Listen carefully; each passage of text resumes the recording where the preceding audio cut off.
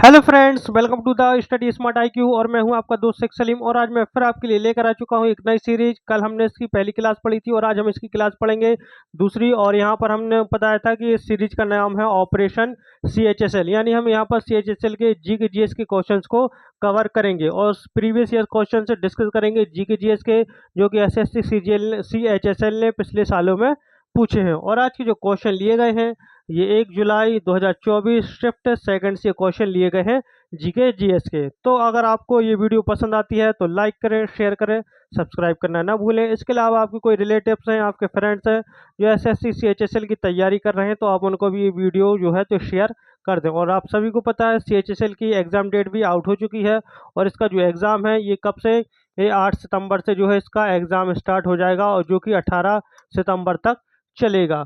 तो हमारे पास ज़्यादा टाइम नहीं है। मई का आधे दिन जा चुके हैं और सिर्फ हमारे पास आधा मई बचा है। फिर उसके बाद जून, जुलाई और अगस्त, यानी कि मोटा मोटा कहें तो हमारे पास 3 से 3.5 महीने ही बचे हुए हैं। तो चलिए शुरू करते हैं, पहला क्वेश्चन लेते हैं। तो पहला क्वेश्चन है, डैश महात्मा फुले द्वारा लिखित और वर्ष 1873 में प्रकाशित जाति व्यवस्था की पहली आलोचनाओं में से एक है। गुलामी की कहानी, गुलामगिरी, जाति का उन्मूलन या भारत में जाति एवं प्रजाति। तो जो लिखित किताब है तो ये कौन सी है? तो ये है गुलामगिरी। गुलामगिरी लिखी थी महात्मा ज्योतिबा फुले ने 1873 में लिखी थी। और जो गुलामगिरी है ये किस भाषा में है? ये मराठी भाषा में लिखी गई थी। मराठी भाषा में, मराठी भाषा में जो है ये लिखी गई थी, जिसमें जाति व्यवस्था के बारे में जो है तो आलोचनाओं के बारे में उनका लिखा गया था ज्योतिबा फुले के द्वारा। फिर हम बात करते हैं महात्मा ज्योतिबा फुले जो हैं, तो इन्होंने 1873 में पुणे महाराष्ट्र में सत्य शोधक समाज की स्थापना की। समाज सत्य शोधक समाज की स्थापना की थी महात्मा ज्योतिबा फुले ने। ठीक है, चलिए आगे बढ़े और नोट आप बनाते चलिएगा ताकि आप जो है तो रिवाइज कर सकें, क्योंकि जितना ज़्यादा आप रिवाइज करेंगे उतना ज़्यादा आपको अच्छे से याद होगा और आप कभी भूल नहीं पाएंगे।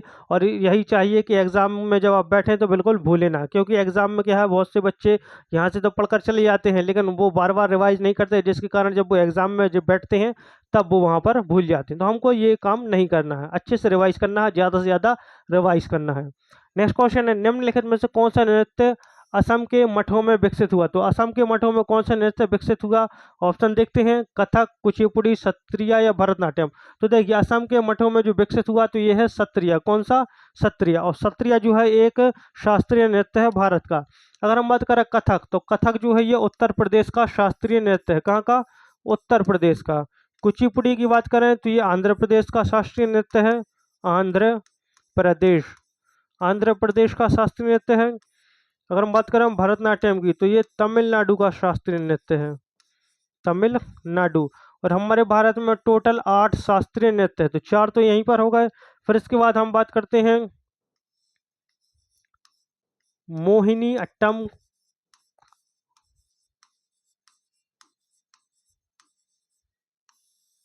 कथकली।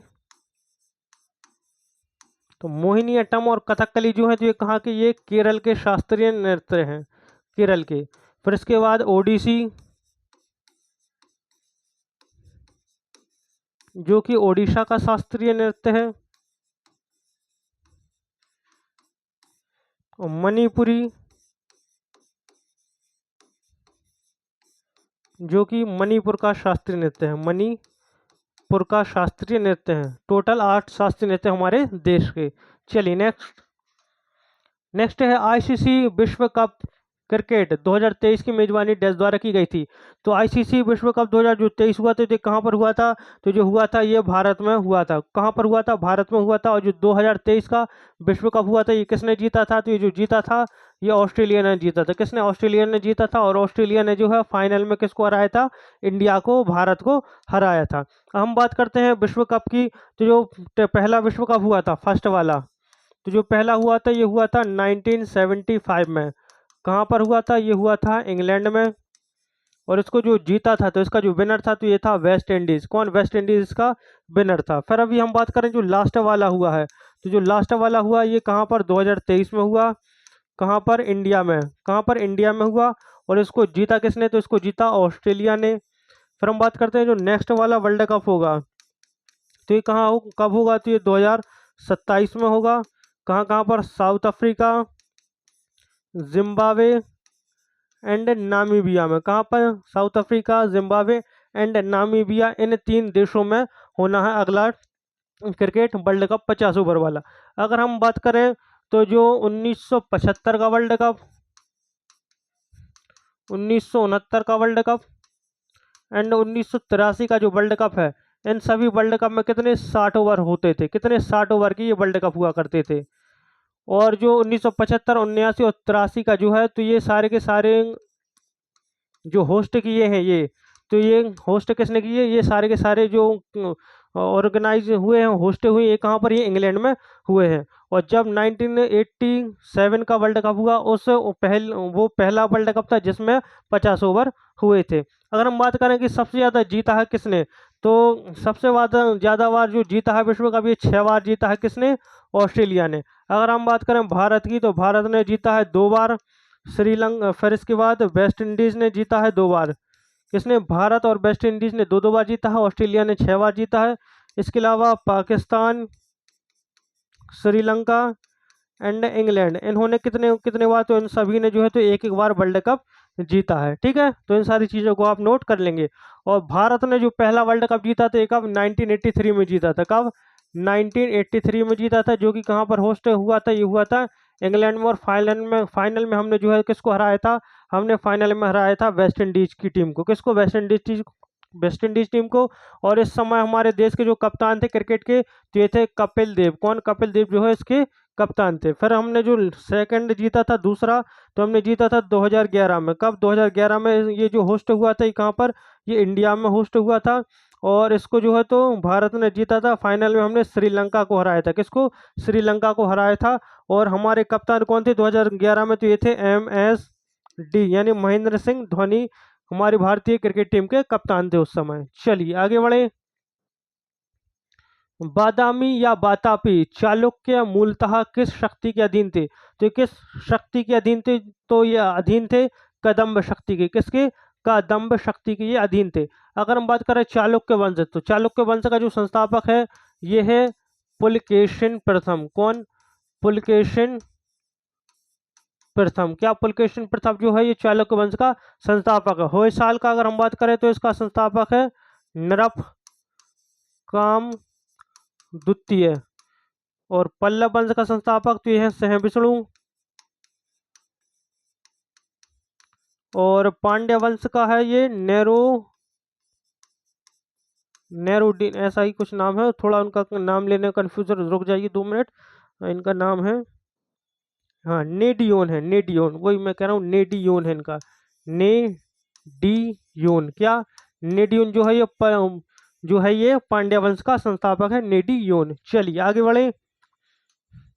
नेक्स्ट है तेरी मिट्टी गाना निम्नलिखित में से किस फिल्म से है। तो आपने ये गाना सुना होगा कि तेरी मिट्टी में मिल जावा, गुल बन के मैं खिल जावा, बस इतनी सी ये आरजू। तो ये किस फिल्म का ये गाना है, तो ये जो फिल्म है ये केसरी फिल्म का गाना है। कौन सी, केसरी फिल्म का गाना है। और केसरी फिल्म जो कि 2019 में आई थी। और ये जो फिल्म है, ये एक लड़ाई हुई थी, सारागढ़ी की लड़ाई। कौन सी, सारागढ़ी की लड़ाई हुई थी, जो कि 1897 में हुई थी। कब, 1897 में हुई थी सारागढ़ी की लड़ाई। इसी युद्ध पर, इसी लड़ाई पर जो है ये केसरी फिल्म आधारित है। और इस युद्ध में जो है तो Sikh regiment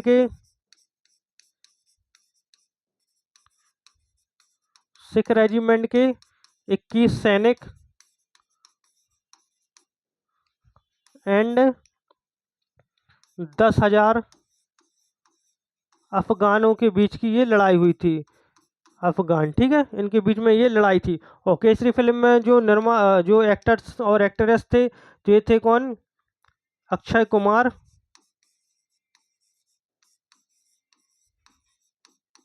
and Parineeti Chopra.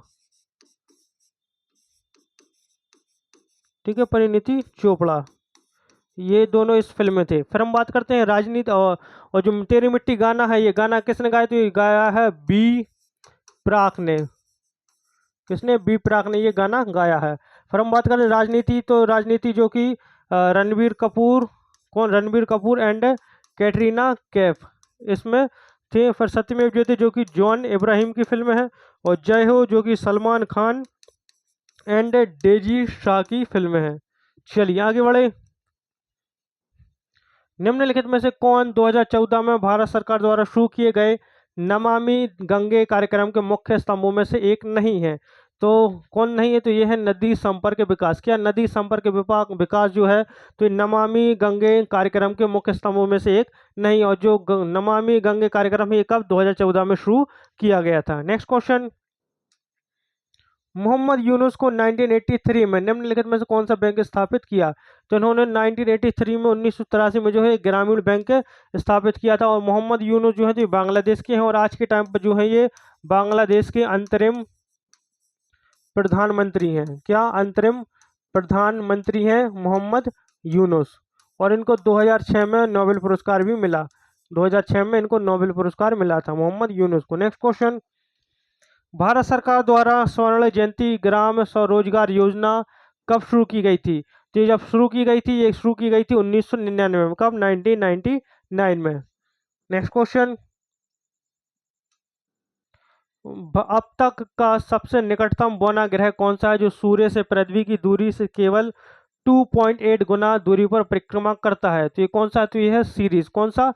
Series. और ये पृथ्वी का सबसे निकटतम बौना ग्रह है Ceres. Next question, MS Excel में कॉलम की डिफ़ॉल्ट चौड़ाई है। तो MS एक्सेल में कॉलम की डिफ़ॉल्ट चौड़ाई है। तो एक चीज़ बता दूं कि जो CHSL का एग्ज़ाम है उसमें आप कंप्यूटर जरूर पढ़ कर जाएंगे, क्योंकि CHSL एग्ज़ाम में जो है तो कंप्यूटर के भी 2 से 3 क्वेश्चन पूछे जाते हैं। तो इसका हो जाएगा 8 अक्षर। नेक्स्ट, रॉबर्ट ब्राउन ने किस वर्ष विलियन में कोलाइडल कणों की टेढ़ी मेढ़ी गति देखी थी? तो टेढ़ी मेढ़ी गति देखी थी कोलाइड कणों की, तो ये इन्होंने देखी थी रॉबर्ट ब्राउन ने। कब? ये देखी थी 1827 में, 1827 में। नेक्स्ट क्वेश्चन, तो नेक्स्ट क्वेश्चन है पंचवर्षीय योजना के बारे में निम्नलिखित में से कौन सा कथन सही है? अगर हम बात करें पंचवर्षीय योजना, तो हमारे जो पंचवर्षीय योजना है ये कहाँ से ली गई थी? तो पंचवर्षीय योजना जो है तो ये कहाँ से? ये सोवियत संघ से ली गई। कहाँ से? सोवियत संघ है। सोवियत संघ से पंचवर्षीय योजना का कॉन्सेप्ट लिया गया, यानी रूस से लिया गया। और जो हमारे भारत में टोटल कितनी 12 पंचवर्षीय योजनाएं चली। हम पहले कथन पढ़ लेते हैं, फिर इसके बाद आगे हम बात करते हैं इस पर। तो सभी पंचवर्षीय योजनाओं की विकास दर समान है, ये वाला गलत है। योजना आयोग का गठन 1951 में किया गया था, ये गलत। फिर राष्ट्रपति योजना आयोग के प्रधान अध्यक्ष थे, ये भी गलत। पहली पंचवर्षीय योजना 1951 में शुरू की गई थी, ये वाला बिल्कुल सही है, क्योंकि जो पहली पंचवर्षीय योजना शुरू हुई थी ये 1951 में शुरू की गई थी। अब हम बात करते हैं सारी की सारी पंचवर्षीय योजनाओं के बारे में। फर्स्ट से लेकर हम लास्ट तक बात करते हैं। First, second, third, fourth, fifth, sixth, seventh, eighth, ninth, 10th, 11th, 12th, ये पंचवर्षीय योजनाएं हैं। बात करते हैं पहली, तो 1951 से 56, दूसरी 1956 से 61, तीसरी 1961 से 66, चौथी 1969 से 74, पाँचवीं 1974 से 78, छठवीं 1980 से 85, सातवीं 1985 से 90, आठवीं 1992 से 97, और नौवीं पंचवर्षीय योजना 1997 से 2002, 10वीं 2002 से लेकर 2007, 11वीं 2007 से लेकर 12, और 12वीं पंचवर्षीय योजना 2012 से लेकर 17 तक, और ये भारत की अंतिम पंचवर्षीय योजना थी। चलिए आगे बढ़े, इन सारी चीज़ों को आप नोट जरूर कर लेंगे। राष्ट्रीय अपराध रिकॉर्ड ब्यूरो, क्या राष्ट्रीय अपराध रिकॉर्ड ब्यूरो के आंकड़ों के अनुसार 2016 से 2019 तक बेरोजगारी के कारण आत्महत्या के मामलों में डैश की वृद्धि हुई? तो कितने प्रतिशत की वृद्धि हुई बेरोजगारी के कारण आत्महत्या में? 21%, 18, 20 या 24%। तो इसका राइट आंसर हो जाएगा 24% की वृद्धि हुई थी 2016 से लेकर 19 तक के बीच में। 2023 में भारत में आयोजित होने वाले G20 शिखर सम्मेलन के मुख्य समन्वयक कौन थे? तो G20 शिखर जो कि 2023 में हुआ था, नई दिल्ली में हुआ था, ठीक है। तो इसके बारे में मैंने एक सेपरेट वीडियो बनाई थी चैनल पर, तो आप वहां पर भी जाकर देख सकते हैं। बहुत पुरानी वीडियो, आप उससे आपको ज़्यादा है तो कुछ क्वेश्चन उससे अब आने वाले नहीं है, क्योंकि वो पुरानी बात हो गई है। तो ये, लेकिन ये 2023 का करंट अफेयर्स का क्वेश्चन है जो कि CHSL ने पूछा था। तो इसके मुख्य समन्वयक कौन है? तो ये थे, यहाँ पर रुक जाइए, हाँ, ऑप्शन में थोड़ी गलती हो गई है। यहाँ पर जो ऑप्शन बी है तो ये रामबाण नहीं, तो ये है हर्षवर्धन, हर्षवर्धन श्रृंगला, ठीक है। यहाँ पर आएगा इनका नाम हर्षवर्धन श्रृंगला। तो ऑप्शन बी इसका राइट आंसर हो जाएगा, हर्षवर्धन श्रृंगला, ठीक है, इसका राइट आंसर हो जाएगा। नेक्स्ट, वर्ष 2023 में भारत सरकार ने भारतीय मूल के शोधकर्ताओं को देश के उच्च शिक्षण संस्थानों में लाने के लिए निम्नलिखित में से कौन सी योजना शुरू की? वैभव योजना, सीखो, आमंत्रण या वापसी? तो उन्होंने जो की थी, ये की थी वैभव योजना, option A. Next, next question है, कंप्यूटर पर स्काइप को कार्य करने के लिए निम्नलिखित में से क्या आवश्यक है? तो देखिए, मैंने कहा था अभी थोड़ी देर पहले कहा था कि कंप्यूटर से 2 से 3 क्वेश्चन पूछे जाते हैं, और ये पूछे जा रहे हैं, सारे के सारे CHSL एग्जाम में पूछे गए हैं। तो एक वेब कैमरा, एक माइक्रोफोन और एक स्पीकर, तो किसकी आवश्यकता होती है? तो ये बिल्कुल सही हो जाएगा, ऑप्शन ए 1, 2 और 3। यानी एक वेब कैमरा की भी जरूरत होती है, माइक्रोफोन एंड स्पीकर, इन तीनों की जरूरत होती है। नेक्स्ट, खेती की दी गई मुख्य विशेषताओं में से कौन सी भारतीय वाणिज्यिक खेती की विशेषता नहीं है? कीटनाशक, और कीटनाशक ये तो है, रासायनिक उर्वरक ये भी है, और उच्च उपज देने वाली किस्म के बीज ये भी है, लंबे टुकड़े काट कर जलाना नहीं, ये वाली नहीं। तो ऑप्शन डी इसका राइट आंसर हो जाएगा, कि जो है तो ये भारतीय वाणिज्यिक खेती की विशेषता नहीं है, लंबे टुकड़े काट कर जलाना। नेक्स्ट, अगला क्वेश्चन है, कर्नाटक में मनाए जाने वाला हम्पी उत्सव को डैश भी कहा जाता है? कर्नाटक की ऐतिहासिक काल की धूमधाम, भव्यता और गौरव को दर्शाने वाला यह उत्सव एक सप्ताह तक मनाया जाता है। तो हम्पी उत्सव जो कि कर्नाटक में मनाया जाता है, जहां पर हम्पी का रथ है। और ये जो है तो ये उत्सव को किस नाम से, तो ये जाना जाता है विजय उत्सव। किस नाम से? विजय उत्सव के नाम से भी इसको जाना जाता है, हम्पी उत्सव को। अगर हम बात करें सरहुल महोत्सव, तो ये जो है ये झारखंड में मनाया जाता है, ठीक है, झारखंड में सरहुल उत्सव मनाया जाता है। चलिए आगे बढ़े। तो अगला क्वेश्चन है, निम्नलिखित में से किसने अंतर्राष्ट्रीय निशानेबाजी खेल महासंघ ISSF जूनियर विश्व कप 2023 में स्वर्ण पदक जीता? तो किसने जीता था? राजकंवर सिंह संधू, धनुष श्रीकांत, उमा महेश, मद्दी नेनी या फिर महेश पशुपति आनंद कुमार? किसने जीता था? तो 2023 में स्वर्ण पदक अंतर्राष्ट्रीय निशानेबाजी खेल महासंघ में तो ये जीता था धनुष श्रीकांत, ऑप्शन बी। चलिए आगे बढ़े। नेक्स्ट क्वेश्चन है, निम्नलिखित में से कौन सा तंतु वाद्य नहीं है? तो तंतु वाद्य नहीं है, गिटार, वायलिन, बांसुरी या मैंडोलिन? तो तंतु वाद्य नहीं है, सीधा सीधा बहुत इजी क्वेश्चन है, बांसुरी। चलिए आगे बढ़े। नेक्स्ट क्वेश्चन देखते हैं, वैश्विक बहुआयामी गरीबी सूचकांक 2022 के अनुसार निम्नलिखित में से राज्यों का कौन सा समूह भारत के शीर्ष 10 सबसे गरीब राज्यों में शामिल है? तो इसका जो आंसर है ये है मेघालय और मध्य प्रदेश जो है तो भारत के सबसे गरीब 10 राज्यों में शामिल है, मेघालय और मध्य प्रदेश। चलिए,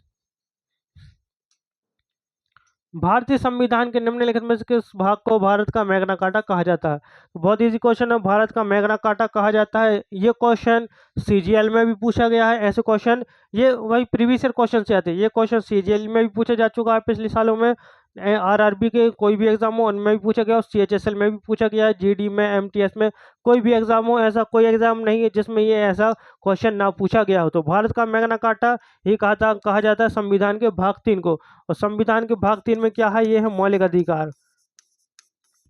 मौलिक अधिकार, संविधान का भाग 3 जिसको भारत का मैग्ना कार्टा कहते हैं, उसमें मौलिक अधिकार दिए हुए हैं हमें। कितने? हमें 6 मौलिक अधिकार प्राप्त हैं। अनुच्छेद 12 से लेकर अनुच्छेद 35 तक हमें मौलिक अधिकार दिए हुए हैं। फिर हम बात करते हैं भाग 2, तो ये नागरिकता से संबंधित है, नागरिकता से। और अनुच्छेद 5 से लेकर 11 तक। फिर हम संविधान का भाग 4, तो ये राज्य के नीति निर्देशक सिद्धांत पर संबंधित है, राज्य के नीति निर्देशक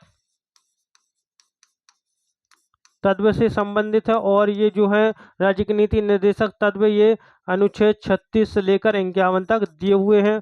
और संविधान का भाग 1 संघ और उसके राज्य क्षेत्र से संबंधित, संघ एंड उसके राज्य क्षेत्र से संबंधित है। चलिए आगे बढ़े। नेक्स्ट क्वेश्चन है, सुपोषण के बारे में निम्नलिखित में से कौन सा कथन सही है?